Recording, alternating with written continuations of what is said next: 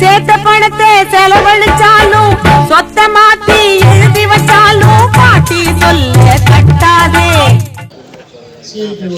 முன்னாள் பேசி அமர்ந்திருக்கின்ற திருச்செல்வம் மற்றும் இங்கே வந்திருக்கக்கூடிய சகோதர மின்வாரிய சங்கத்துடைய தலைவர்கள் எல்லா பேரையும் சொல்லணும், லேட் ஆகும், நேரடியாக விஷயத்துக்கு வரணும். இங்கே வந்திருக்கக்கூடிய தொழிற்சங்க தோழர்களை உங்கள் அத்தனை பேருக்கும் என்னுடைய உரித்தாக்கிக் கொள்கிறேன். புதுசா இருக்கு, இன்னைக்கு ஒரு மகிழ்ச்சியான செய்தி இருக்கு, துக்கமான செய்தி, ரெண்டையும் சேர்ந்து தான் உங்களை சொல்லணும்.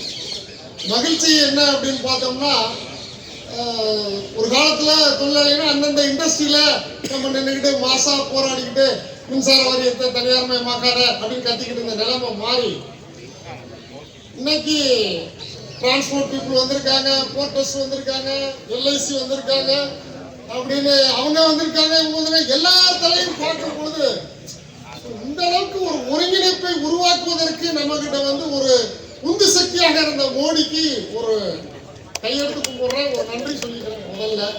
ஏன்னா அவர் தான் நம்மள எல்லாம் அப்படி ஒண்ணு சேர்த்திருக்கா அப்படின்றத. கெட்ட விஷயம்னு பார்த்தா இன்னைக்கு எல்லாமே நல்ல விஷயமா சொல்றதுக்கு ஒண்ணும் இல்லை, எல்லாமே கெட்ட விஷயமா நடந்துட்டு இருக்குது. அதில் இன்னைக்கு என்ன கெட்ட விஷயம், நாளைக்கு என்ன, நேற்றுக்கு என்னன்னு பேசணும்னா நிறைய போய்கிட்டு இருக்கோம். நேற்றுக்கு நடந்த கெட்ட விஷயத்தெல்லாம் விட்டுருவோம். எப்போதுமே அரசியல்வாதி ஒரு விஷயத்தை எப்படி ஆஃப் பண்றதுன்னு பார்த்தா இன்னொரு பிரச்சனையை கிளப்பிட்டான்னு வச்சுங்களேன், நம்ம அழகா டைவர்ட் ஆகிடும். நேற்றுக்கு வரைக்கும் தொழிலாளர் லட்சம் அதை போச்சு இதை போச்சுன்னு 4 வருஷமா கத்திக்கிட்டோம். இப்போ அதை அப்படியே கொஞ்சம் சைலண்டா பேசிக்கிட்டு இப்போ இன்னைக்கு புதுசா வந்துருச்சு அணுசக்தி கொள்கை, அதை பேசுறான்றோம், மின்சார சட்டம் அதை பேசுறான்றோம்.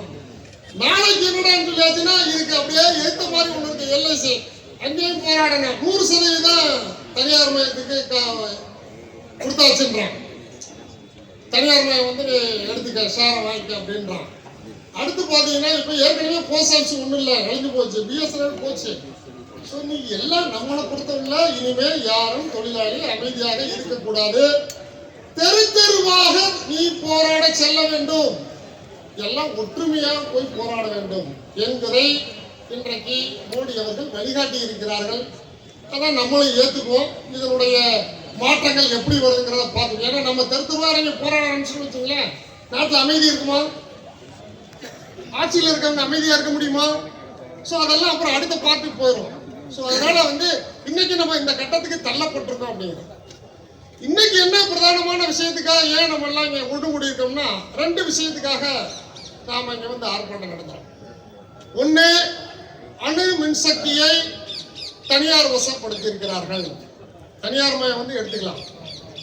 சட்டம் பாஸ் பண்றதுக்கு முன்னாடியே யூபி அரசாங்கத்தோட டீலிங் பேசுறான். டீலிங்கா நோ டீலிங்கானா டீலிங் பேசி முடிச்சு. ஏன் இவ்வளவு அவசரம்? நமக்கு பார்த்தா அணு உண்டுன்னா நமக்கு ஒரு காலத்துல வெங்காய வெடியை பார்த்து பயந்து ஓடுன ஜனம் நம்ம ஜனம் தீபாவளி.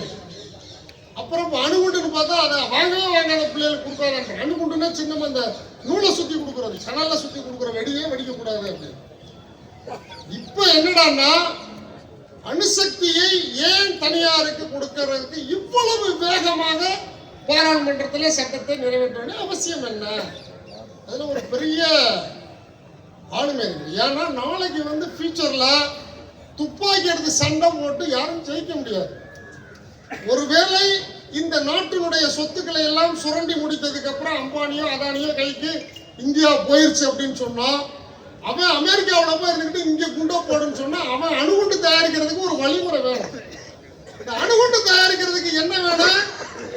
அணுமின் சக்தியினுடைய கழிவு இருந்தால் மட்டும்தான் அணுகுண்டை தயாரிக்க முடியும்.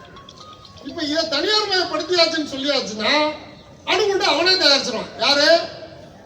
அம்பானி அதானி அணுகுண்டு தயாரிக்கணும். இந்தியாவுக்கு எதிராக அம்பானிக்கு ஆதாரா யாரு போராடினாலும் காலி பண்ணிடலாம். இன்னொரு விஷயம், ஏதோ ஒரு ஆக்சிடென்ட் ஆச்சு டிரான்ஸ்போர்ட்ல அப்படின்னு சொன்னா அந்த இடத்துல ஒரு 4 பேர் செத்து போயிட்டான், 10 பேர் செத்து போயிட்டான்.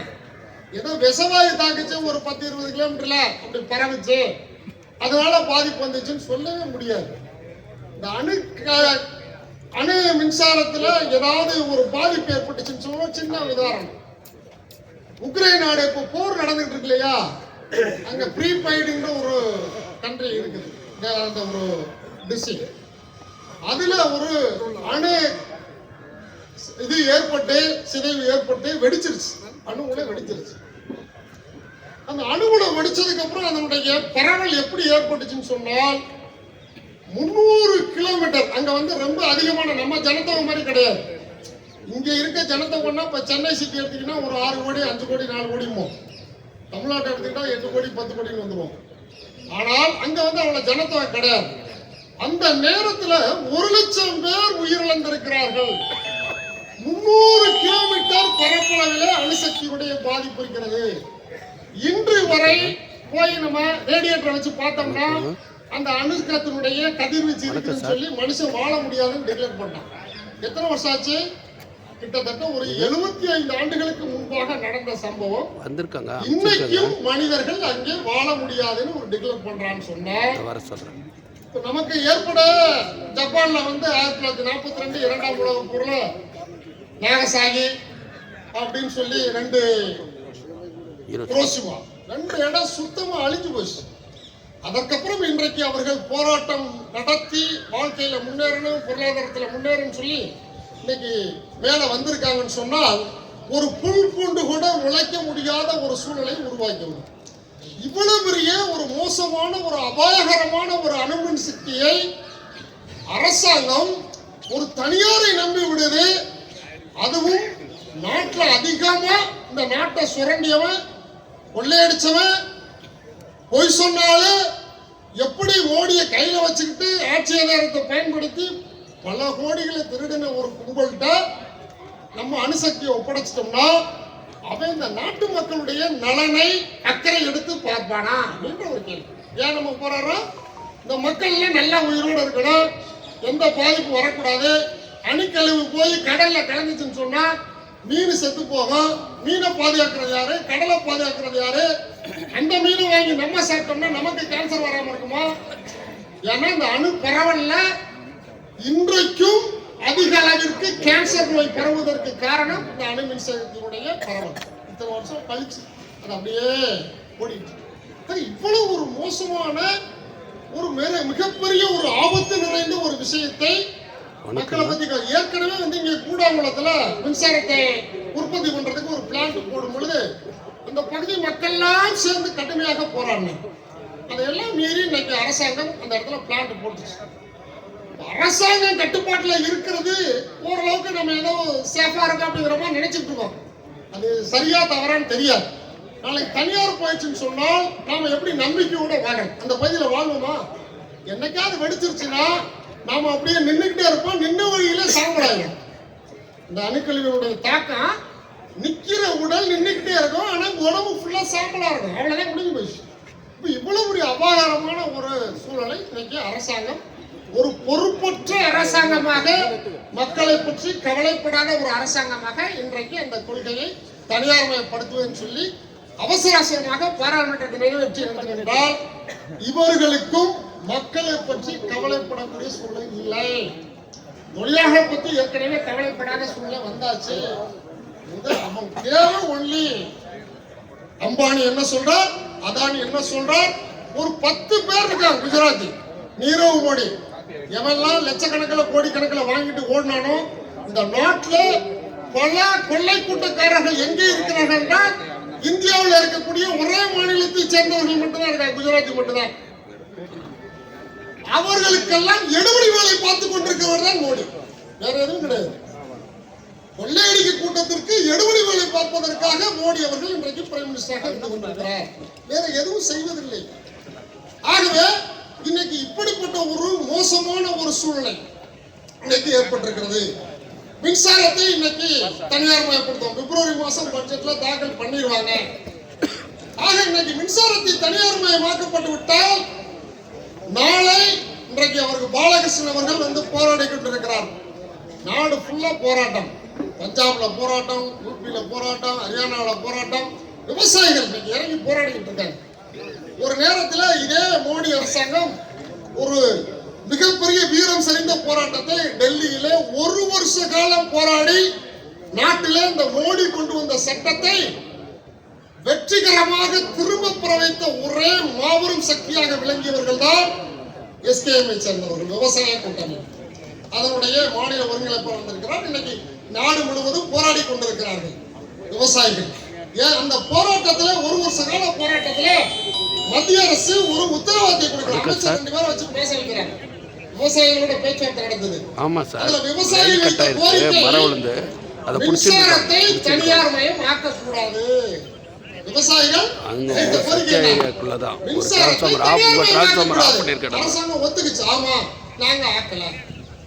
ஆனால் அங்கே கொடுத்தக்கூடிய அந்த வாக்குறுதி எழுதி கொடுத்தது காற்றிலே பறக்க விட்டு இன்றைக்கு எந்த நேரம் வருமா மின்சார வாரியத்தை தனியார் மயம் ஆக்குவார்கள், நாளை ஆக்க மாட்டார்களா அப்படின்னு நாங்க தனியார் மயம் ஆக்குதுன்னு சொன்னா நாங்க போராடிக்கிட்டு இருக்கோம், ஆரம்பிச்சுட்டு இருக்கோம். அப்படியே கொஞ்சம் பாக்கடிக்கிறாங்க, திருப்பி மறுபடியும் ஆரம்பிச்சிடறாங்க. எந்த நேரம் வந்து பாயுது நம்ம மேல கத்தி, கழுத்துக்கு மேல தூக்குற கத்தி மாதிரிதான். ஆக இவ்வளவு பெரிய ஒரு சென்சிட்டிவான விஷயம் மின்சாரம் என்பது இன்னைக்கு இல்லாமல் யாரும் வாழ முடியாது. எந்த துறையுமே செயல்பட முடியாது. அது அணு மின்சாரமா இருக்கட்டும், காற்றாலை மின்சாரமா இருக்கட்டும், எந்த மின்சாரம் இல்லாமல் யாரும் வாழ முடியாது. அவ்வளவு பெரிய ஒரு சென்சிட்டிவான துறையை இன்னைக்கு எல்லா விநியோகத்தை தனியார் மயமாக்குகிறேன்னு சொல்லி 2025 மின்சார திருத்த மசோதான் இன்னைக்கு வந்து பார்லிமெண்ட்ல தாக்கல் செய்வதற்கு அனைத்து நடவடிக்கைகளும் எடுத்துக் கொண்டிருக்கிறார்கள். எந்த நேரத்திலும் அவர்களுக்கு கூடுதலான எம்பிக்கள் இருக்கிறார்கள். நிச்சயமாக இது வந்து நம்மளை கேட்டு மக்களை கேட்டெல்லாம் முடிவு செய்யறதில்லை. இதே எலக்ட்ரிசிட்டி ஆக்ட் 2003 பாராளுமன்றத்தில் நிறைவேறும் பொழுது வெறும் 53 எம்பிக்கள் இருந்து கை தட்டிட்டாங்க, முடிஞ்சு போச்சு. நம்ம நினைக்கிறோம்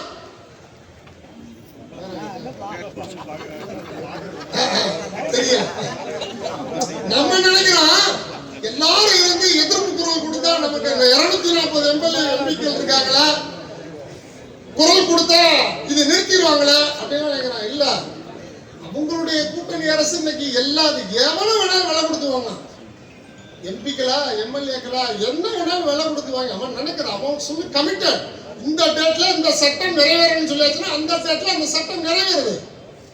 மோடி நினைச்சா இந்த இந்தியாவில் சட்டம் நிறைவேற்றதுல வேற யாரும் பேக் அடிக்க முடியாது. எம்பிக்கள் பேசுறது அதனுடைய கருத்து, நல்ல கருத்து சொல்றானே அதை நம்ம பரிசீலிக்கலாமா அப்படிங்கிறதுக்கெல்லாம் வேலை கிடையாது. எந்த திருத்தமும் கிடையாது. இந்த தொழிலாளர் நல சட்டத்தையே பாருங்க, 1008 திருத்தங்களை கொடுத்தாங்க. நாங்க எல்லாம் திருத்தம் பண்ணிட்டோம்னு சொன்னாங்க ஸ்டாண்டிங் நிலைக்குழுக்கு போய். கடைசியில் வந்து பார்த்தா என்ன போச்சு, தொழிற்சங்க தலைவர்கள் கொடுத்த திருத்தம்லாம் ஒண்ணும் பண்ணல, முதலாளிகள் கொடுத்த திருத்தம்லாம் கரெக்டா நிறைவேற்றி நமக்கு சட்டமாகிட்டாங்க. அப்படின்னா இன்னைக்கு மோடி அரசாங்கம் எந்த சட்டத்தையும் நிறைவேற்றக்கூடிய சூழல் இருக்கும் பட்சத்தில் மின்சாரத்துறை தனியார் மயமாகிவிட்டால் இன்றைக்கு இருக்கக்கூடிய விவசாயிகள், நெசவாளர்கள், குடிசைவாசிகள் இன்னைக்கு அவர்களுக்கெல்லாம் நார்மலா இருக்கக்கூடிய நம்மளுடைய வீட்டு வசதிகள் சலுகை விலையில மின்சாரத்தை அனுபவித்துக் கொண்டிருக்கிறோம். இன்னைக்கு வந்து விவசாயிகளுக்கு இலவச மின்சாரம் கொடுத்து கொண்டிருக்கோம். இன்னைக்கு விவசாயிகளுக்கு மட்டும் நாங்கள் இலவச மின்சாரம் கொடுத்து இத்தனை ஆண்டு காலம் காவிரியில நாம நினைக்கிற மாதிரி தண்ணி வருமா? இன்னைக்கு ஏதோ மழை பெய்து திறந்து விடுறான், நிறமுனா திறந்து விடுறான். இன்னைக்கு வரைக்கும் ஒரு சட்ட பாதுகாப்பு கிடையாது காவிரியில தண்ணி திறந்து விடுறதுக்கு. 1008 கமிஷன் போட்டாச்சு, 1008 வழக்கு நடந்தாச்சு. சட்டப்படி இந்த மாசம் இத்தனை டிஎம்சி தண்ணி திறந்து விடணும்னா அதற்கான வழிமுறை கிடையாது, எல்லாம் டிராப் ஆகி போச்சு. அப்ப இந்த சூழ்நிலை தமிழ்நாட்டில் மக்கள் சாப்பாட்டுக்கு உணவுக்கு பஞ்சம் இல்லாமல் வாழ்ந்து கொண்டிருக்கிறோம் என்றால் அதற்கு காரணம் மின்சார வாரியமும் விவசாயிகளும் இன்றைக்கு அவர்களுடைய உழைப்பு மின்சார வாரியம் அவர்கள் செய்யக்கூடிய உதவி. இந்த இலவச மின்சாரம் கொடுக்கிற காரணத்தினாலதான் 200 அடி போர் போட்டு 400 அடி போர் போட்டு தண்ணி எடுத்து அவங்க வயல்ல நெல்லை பாய்ச்சி இன்னைக்கு வந்து பண்ணிட்டு இருக்காங்க. ஆகவே இந்த சூழ்நிலையில இவ்வளவு சிரமத்தோட இந்த உணவு உற்பத்தியை செய்து நாட்டிலே பஞ்சம் இல்லாத ஒரு சூழ்நிலையை உருவாக்கி மக்கள் அமைதியாக வாழ்ந்து கொண்டிருக்கிறார்கள் என்றால் அதற்கு காரணம் மின்துறை. அந்த மின்துறையை தனியார் மயம் எந்த சூழ்நிலையும் ஆக்கிவிடக் கூடாது. இன்றைக்கு எல்லா துறைகளும் இணைந்து போராடுவது போல மற்ற துறைகளில் இருக்கக்கூடிய காப்பீட்டு பிரச்சனையா மின்சார வாரிய தொழிலாளி போய் இந்த வீதியில அடுத்த வீதியில மாறி நிற்கணும், போராடணும். இப்படி தெருவுக்கு தெருவு தொழிலாளி இறங்கி போராடி இந்த மக்களை விழிப்புணர்வு மக்களை வரவழைத்து விவசாயிகளை வரவழைத்து நாம் போராட்டத்தை சந்திக்க துணிய வேண்டும். அப்பொழுதுதான் இந்த மோடி ஆட்சியினுடைய எண்ணங்கள் தலைகளாக மாறும் என்ற உறுதியை கூறி வாய்ப்புக்கு நன்றி கூறி விடைபெறுகிறேன். நன்றி. இது போன்ற நல்ல தகவல்களை உங்களுக்காக நான் பதிவு செய்கிறேன். பிடித்திருந்தால் லைக் பண்ணுங்க, ஷேர் பண்ணுங்க, கமெண்ட் பண்ணுங்க, மறக்காம சப்ஸ்கிரைப் பண்ணுங்க, பக்கத்தில் இருக்கிற பெல் ஐக்கனை கிளிக் பண்ணுங்க. நன்றி, வணக்கம்.